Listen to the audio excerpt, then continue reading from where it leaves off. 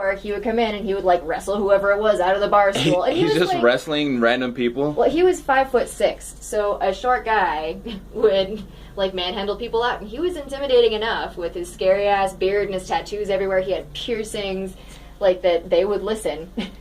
I mean, yeah, so I'm a big, tall, scary black guy. That's what I've been told. I'm still not getting scary. Well, I got that fucking mean mug, you know what I'm saying? You were scared of me, okay? You saw me at a concert and wanted to come up and talk to me. Because, you know, have you ever been in that situation where you're like, I think that's her, and then, like, I can't even, like, yell your name. Like, you were probably, like, 4 or 5 feet away from me, and I would have been like, Alex, and, like, what if I had said the wrong name, and you're like, no, or you're with somebody, and you're like, I'm not ready to talk to you right now. Oh. Type situation. Well, for one, I'm generally very friendly, and I don't think I would reject you unless it was a very special situation or I really had to go to the bathroom. Luckily, I would have caught you right in that moment when you're trying to go to the bathroom. I would have been like, "Hey, Alex, what's up?" And you're like, "I potty dance," and like dance off. I'm like, "What the fuck was that?" I am so friendly. Are you kidding? You just like potty danced off on me? No, come that is on. horrible. You're putting words in my mouth. So okay, that's why I'm not saying. I'm just saying. Talk to people. I'm just saying. I'm the one that like okay. Just imagine me like walking up on you, this big ass shadow, just walking up on you, and like, come on. I can just imagine the look on my friend's face, just like, oh my god, do you know him? Yeah, right. And then you're like, fuck. Though. And then what if you didn't remember my name? You're like, I know him, but I don't know your name. So like out here we keep it really real. We'll like walk up on someone like, dude, I fucking know you from somewhere. Where do I know you from? That's how friendly people are in Colorado. They really are. That's why I feel so weird that you were so bashful of me. Because, like, I'm super nice like that. And everyone else that I've met has not ever gotten mad at me for yelling the wrong name at him. Like, I've yelled, Ashley! And they've gotten, no! They'll be like, in response. They're like, my name is not Ashley. It's Sarah. Like, you got it wrong. Don't talk to me. Just take the opportunity to make a new friend. Don't talk to me. Smile and make it like it was their idea for you to come up to them. Because it kind of was. And if they really don't want to talk to you, they'll tell you to go away and you move on because they clearly are having a bad day for some other reason. It's not you. Sometimes you just get in those I guess it's like a socially awkward moment where you're just your confidence isn't up to, or you're, like for whatever reason. Oh, yeah. I think I had some shit going on. I was like pissed off because like I was supposed to meet this girl over there, and then so she's like, meet me over here for this panda. What is it? Pandas and people. Pandas and people. Yeah, I was like, that sounds like a weird show, but you're cute, so I'm fucking going. You know what I'm saying? And then I go over there, and then she's just like not answering her phone, and the show's sold out because I was just gonna go over there and buy a ticket and just go in. And then I get there and the show's sold out, and I'm texting her and calling her. I'm like, hey, the show's sold out. I can't get in. Do you want to come outside and get me, or like help me finagle and toe tackle or something? But this lady just and then I called her, and then she did like the 1990 scene where she's like, I called her and she's like, wrong number. Yeah, exactly. Jaw dropped. Like, I'm sorry, I've got to get out of that habit. It's not radio friendly. But what the shit? Dude, I was like, you can't even do that. What did I do to you? What did I do to you for you to do that to me? I would never treat anybody like that. Right? Even if I didn't like you. And there's some people out there I don't fucking like right now. And I wouldn't even do that. I wouldn't even do that to you. I would be like, hey, I answer the phone. What's up, homie? You know what I'm saying? I'm in your face. Very grumpy. With the disdain. I'm not passive aggressive. I'm aggressive as fuck. That kind of directness is so valuable nowadays. However, if it would not be a fist, that would be nice. Like no. I'm not gonna fight you. I'm just gonna exude that I'm about to fight you, and you're gonna shit your pants. You're like this. You're like this. I'm out for the fuck up. Like they're like, this dude is scary. He's terrifying. And then like I'm all smiles and fun and games, but when the other face comes on, they're like, there's some pain and shame in there. Absolutely. I don't like bringing out that side either. I've got a horrible bitchy side. Yeah. And it's my preschool mom has had too much shit and 4 toddlers in the back of the car voice. Like, don't fuck with me right now. Please, don't fuck with me. Please just get me to wherever location I need. Make sure that I'm warm. Give me a damn sandwich and leave me alone. Give me a fucking sandwich and shut the fuck up. That's kind of the only solution to when those things happen. And those orders are for myself, That's actually. The way to a woman's heart. Alex, you're so cranky. Go into another room, find a sandwich, calm yourself. What kind of sandwich do you want? Oh. Sandwiches, go. Sandwiches? I mean, I'm a champion sandwich maker. My favorite right now, I think, would be kind of a caprese with a portobello mushroom on it, grilled. Yeah, there's no meat on that sandwich though. It's kind of half-assed. There's no meat, but how many vegetables is there? Is there like layers and layers of vegetables? Well, I mean, there's a fungus, so that already is quite busy. If you got a giant portobello mushroom on there, it's like a mushroom burger made out of mushroom. Yeah, kind of like that, but on like a nice ciabatta. Yeah, tomatoes, portobello mushroom, lettuce, mozzarella cheese, and pesto or basil. I need a steak sando. Delicious. Yeah? Steak, and then like a cheese, and then that's it. Toasted. That's it? Yeah. You're thinking of a specific one. And some A1. Like some New York fucking... that is a solid football Sunday sandwich. Some tenderloin. Yeah.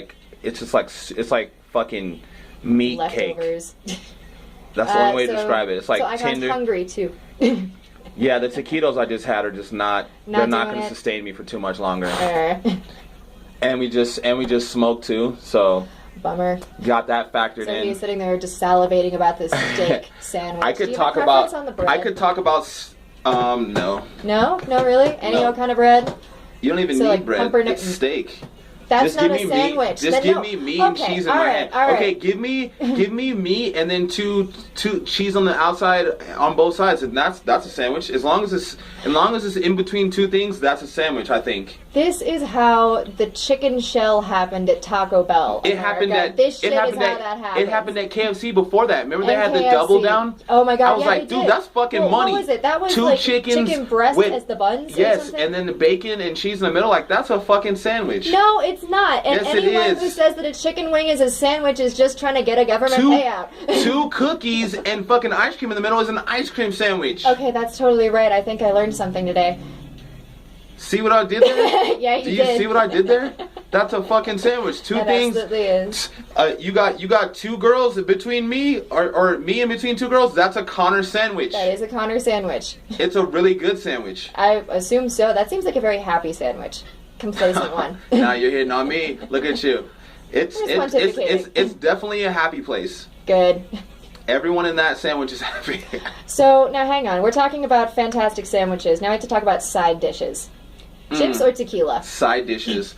Can you guys get you guys getting the metaphors yet? No, actually I'm trying to go back to food. Side dishes. I'm trying so hard to go back to food. Potatoes?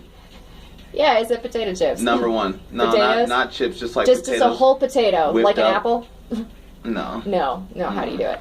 You can't do that. No? You don't want to do that. I don't recommend it. Just a whole potato is out, nah. Especially uncooked. Well, how do you do it? I like to, get my potatoes. I like to get my potatoes and I like to boil them and then, whip them up with some milk and some butter. Maybe a little bit of heavy cream.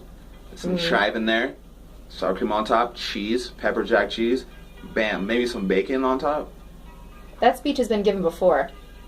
I mean, it's an undefeated speech. Yeah, no, that sounds fantastic. It's batting 1,000. It was a terrific speech. It was. That speech is batting 1,000, guys. It was fantastic. Never lost. The crowds were huge. I know. I was there. I loved it. So I did a lot of cooking. I cooked in Cherry Creek, and I cooked in this chef. Shout out to Chef Jen. She opened Bistro Vendome, Rioja, and Euclid Hall out here. Oh my God, all of those are so delicious. I know. I love Bistro Vendome. This woman was trained by Wolfgang Puck. Oh yeah? No wonder. And then she's got a very savvy business partner, Beth. It's Beth and Jen. They're they were the poster children for civil union, but they're not together. But they just work together super well. That's fantastic to have an amazing business partner. Yeah. Dope. Learned a lot from those ladies. Yeah. And their chefs are amazing, right? So my homie Jarrell, he was their executive chef, and he wants to deconstruct a pig live. So that's not a dissection, but a deconstruction. Yeah, he's gonna he's gonna take a whole pig and start butchering it. Okay. And then where? I don't know. I want to do an event on Tokyo.com where we do that, where we smoke out, watch this shit happen live. Yeah, that would be. And then we'll broadcast it. Rad. Dude, I'm about to do so much dope shit out here. Native Hotel, if you're listening, the ideas are fucking ridiculous. Oh my gosh, well, you would really need. I mean, would you smoke it up like a barbecue kind of thing, or we do all that shit? Yeah? It'd be a fucking carnival. People watch this dude. They're like, watch Chef Jarrell from fucking Yucatan from this line of training deconstruct a pig live, bake it, brisket it, fucking make pork sandwiches. That sounds like a really great outdoor event. It's gonna be sick. Up the whole parking lot. That'd be real easy. I need to write this shit down because I need to probably contact them like immediately following the show. Like, hey guys, let's do a live event where Jarrell deconstructs a pig. We have like a fucking barbecue Kansas City cook-off, something. That would be fantastic. Bacon? Oh my God, you know Mythica's coming. Yeah, she should be here like real soon. No, she's coming. If Bacon's involved, that woman is there. Oh yeah. She comes into the kill and orders $1 trillion of bacon. Yeah, how much bacon did she get last time? So you guys just said goodbye. $100. $100. So she cashed in all her cards. She balls out on bacon. And got all the bacon. Oh man, I missed it too. I saw the picture on Instagram and like had to get a napkin. I was like, oh God, Mythica. You can't post it online where I'm going to see that. Oh my God, bacon is like rule-worthy. Bacon is like kind of like people give it like this evil tone. I'm like, yeah, all this bacon. I'm like, you fucking love bacon. Bacon is meat candy, and I'm sorry. People just don't like pork, so they just don't like bacon. Oh, my dad's got a thing against pork too. I'm like, you guys need to just stop hating. What is it with the cloven hoof or something? Like, what? Why against the pigs? Right. And I do understand vegetarians who are like against bacon for the reason that it's not terribly environmentally responsible, and also pigs are very intelligent as animals. Okay, they're so delicious too. We just take better care of the pigs, and then the problem goes away, right? That's all we have to do. We just have to pet our pigs before we cut their head off. Like, I don't know. Did you know pigs have 30-minute orgasms? No. Female pigs. Fun fact. I can't have an orgasm. Like, I need to be ready to go in like 2 minutes. You know what I'm saying?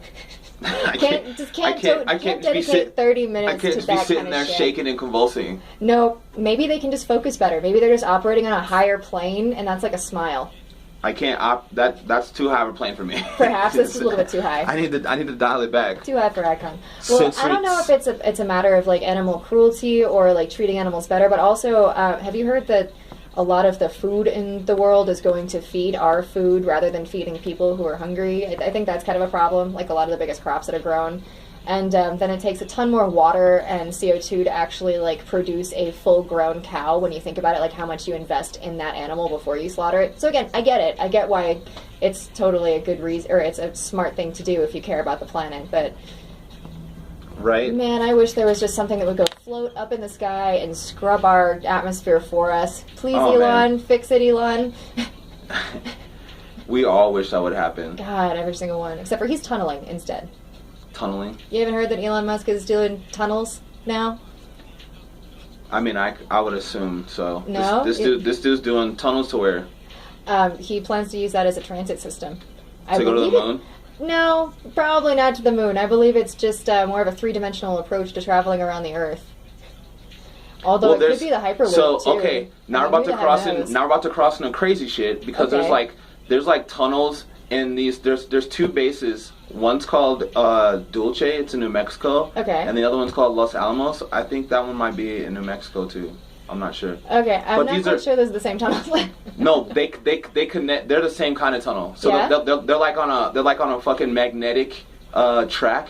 Oh, where they go like 500 miles an hour. I didn't know that was really a thing nowadays. Yeah, they've been doing this shit. Exists? Allegedly, they've been doing this shit for like 30 years. Like they had the technology 30 years. So everything we're getting is 30 years old. Yeah, that does not surprise me. So the military-industrial complex gets it first, and they fucking pimp the shit out of it, doing some covert, secret-ass shit. And then they're the ones that get the funding and the money, though, for all these ideas. We are also very easily scared that we will put money into paying taxes, and then we're going to allow the government to put it into a sort of a horribly huge defense budget. So now we're gigantically militarized.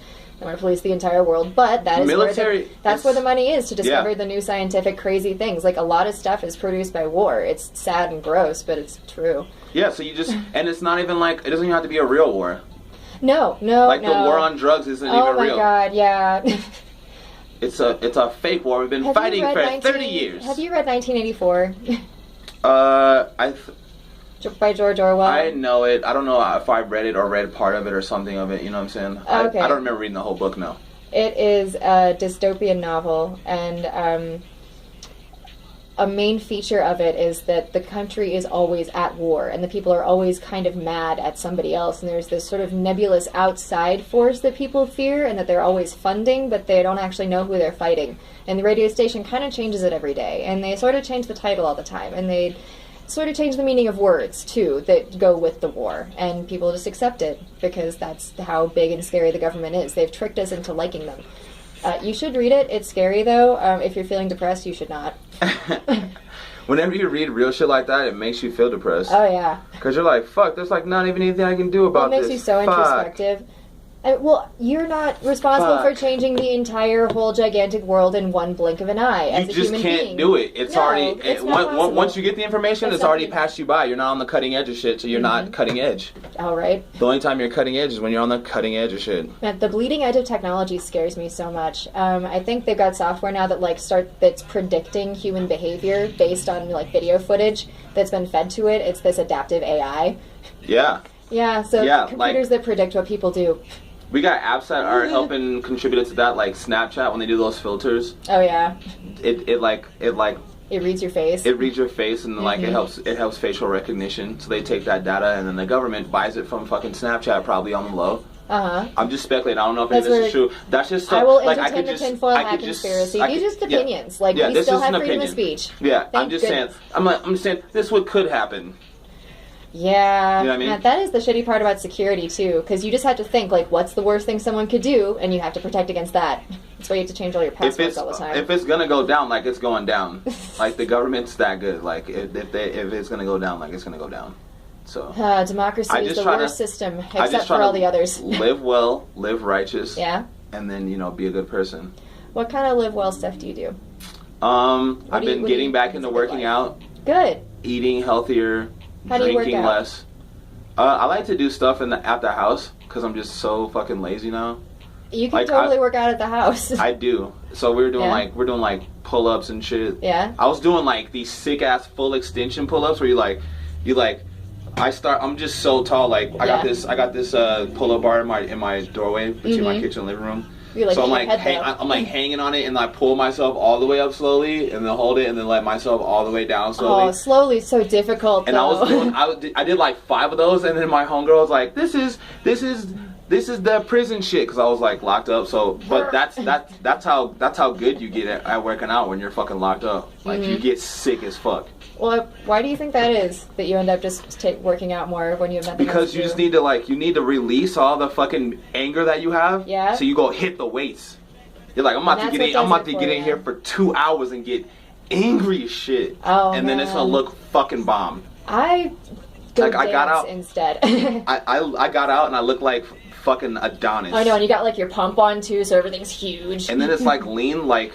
I remember these fools like watch me get big. I watched myself get big too. Like in 2 months, just eating like 4 meals a day and just working out on a schedule. Have you noticed you can't eat enough? Like when you actually start working out a whole bunch, like it physically hurts to fill my stomach up enough with enough calories to like sustain me without losing weight. And then the laziness comes. Like you want to eat, and this shit's prepped, but you just don't even want to get off the couch. No, because you're tired and your legs hurt, and it's Tuesday and leg day was Monday. The mental aspect of doing anything great is just such a thing. I really like how stupid you feel after the gym. Like just how everyone just high and just like wandering around depleted. Like don't know what you're doing. But it's like I will go to the fridge and find protein shake. Awesome. Calories, drink. Also my brain is cooked. Yeah. And I just need to smoke weed so I can maybe think again. Yeah, that. You start thinking about fucking funny and crazy. When your memory is so bad that you need weed to help it. That's when you've done too much deadlifting. So that's when you've done enough. Oh, legs day too? You're just so out of it. Your legs are like jello. Yeah. It's like walking around like a baby fucking goat, like not sure of every step you're taking and shit. For me, it's the day after my back. I'm a migraine person, so I've got really strong back muscles, but not a very strong neck. So I end up always overdoing something and getting myself really tight, walking around like my shoulders are pinched together for the entirety of the rest of it, and it hurts. Man, it gives you a headache. You gotta stretch. Yeah, you gotta. I know. I do yoga too. That's good. Yeah. So you're on point with everything. I try. At least I fake it well enough that everyone else thinks I am. Fake it till you make it. There's Mythica right there. Pretend. Here she is. Mythica in the building. This is the lady of the hour right here, who's doing our body painting on my girl Alex right here. Mythica, how was that traffic, babe? She's got all that pretty and pink on. Oh man. She was at the kilt last night for the send off shindig. We were getting super lit in there. How much bacon? 53 sides of bacon. 53 slices? Sides. So that's like 4 slices per side? No, it's two or three slices. 2 or 3? Yeah. That's a ton. I brought some. Yes, we have bacon. So much bacon. So much bacon. Do not underestimate the pleasure that comes around with that much bacon. That's right. No. You just feel so good.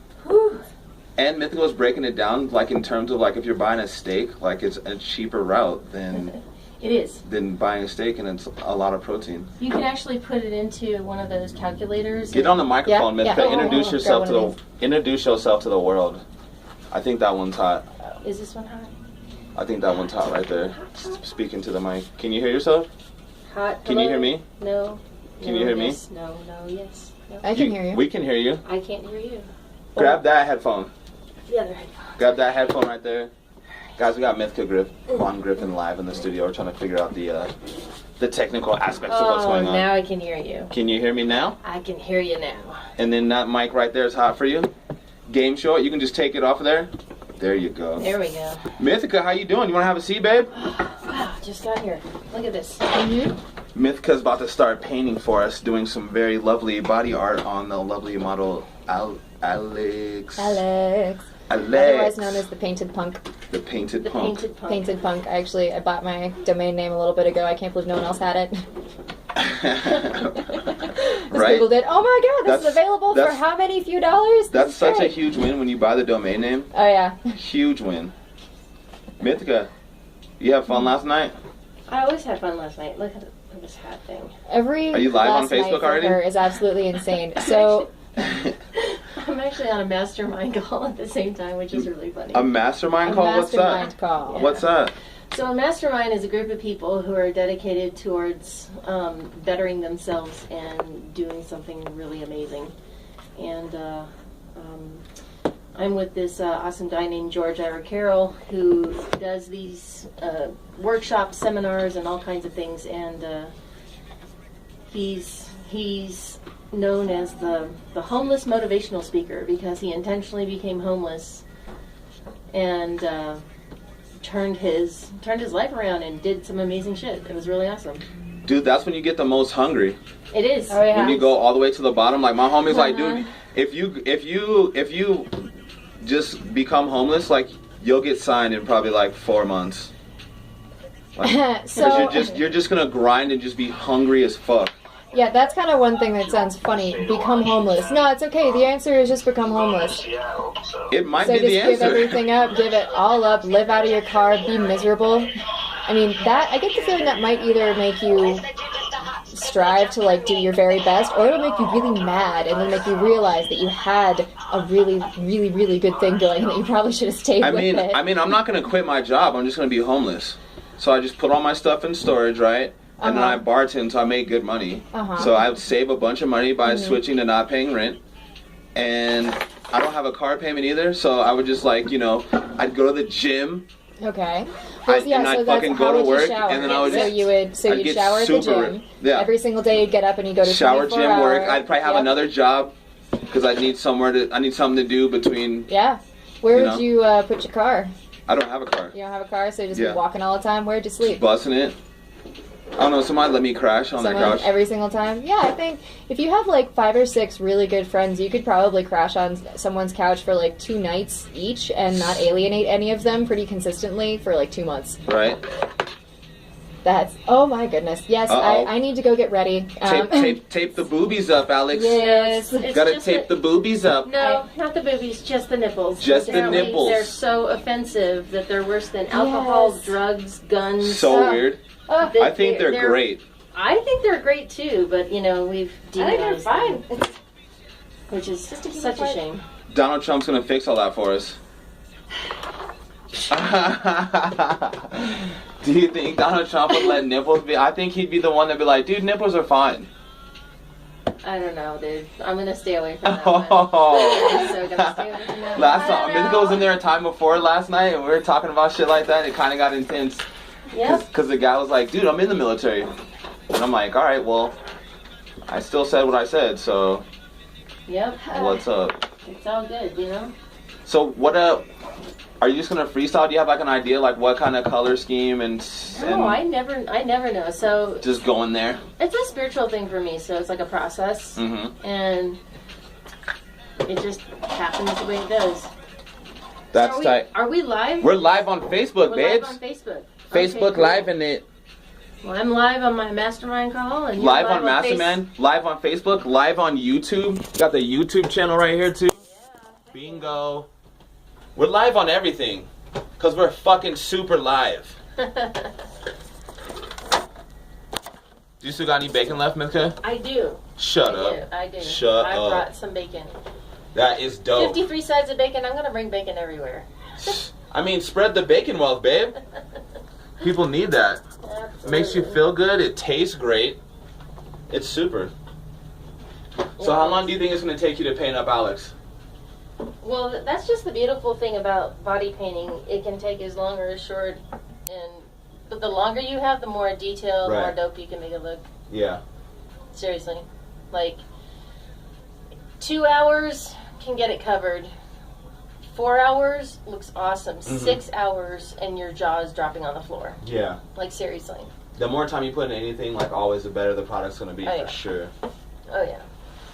But when I body paint, I do energy work along with doing the actual painting.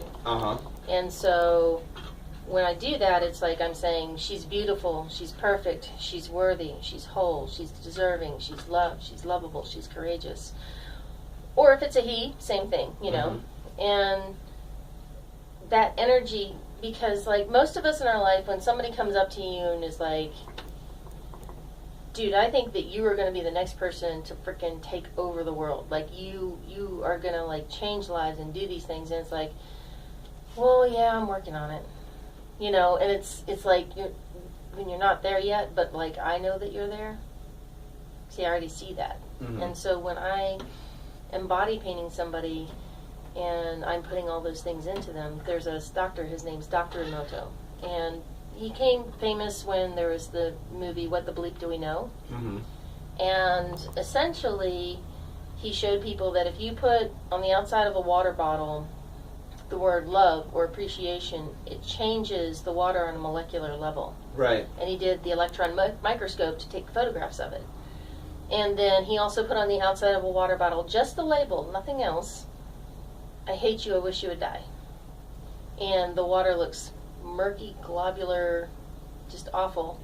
And then there's also pictures of water from the Fukushima plant, which is in Japan where they had the earthquake, right? Yeah. And they had the poisoned water. The nuclear thing, yeah.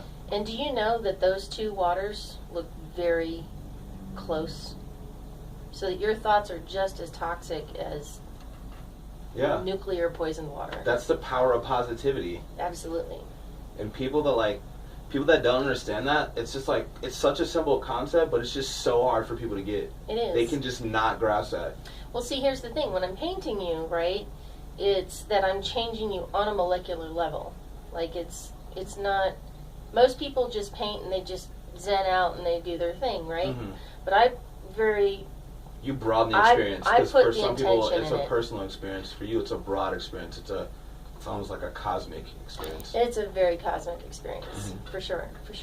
And so most people can, like, most women can fight when they're told they're beautiful. They're like, yeah, but you haven't seen me without my makeup and before I get all done. I'm like, no. You're like, I can already see to that. You're beautiful. I can already see all the beauty. Yeah. And so when they accept being painted, there's no argument. You've already accepted it. Right. There's no... It's the disclaimer. Yeah, it's already... You gotta have the disclaimer, baby. Disclaimers are huge. Yeah. We're like, look, you have to accept in this good energy to let go of the bad energy, and then we're gonna make some great art. Yeah, absolutely. So have you ever like sensed like a change in somebody's energy, like while you're painting them?